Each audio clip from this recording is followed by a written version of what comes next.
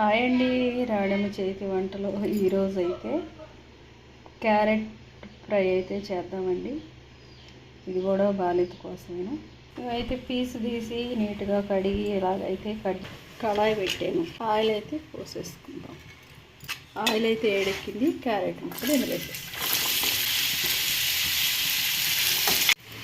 Carrot అయితే ఎలా వేగిందండి. దీంట్లో ఇప్పుడు కొద్దిగా పసుపు వేయాలి,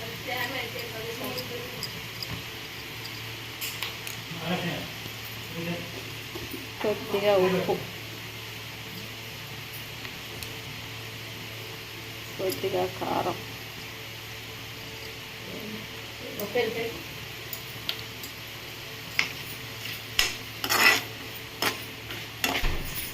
కాస్త కరివేపాకు,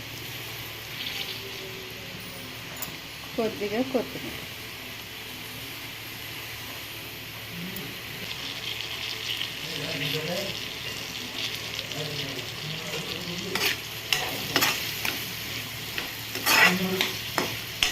ఇంతేనండి, బాలింతకైతే క్యారెట్ ఇప్పుడైతే రెడీ అయిపోయింది.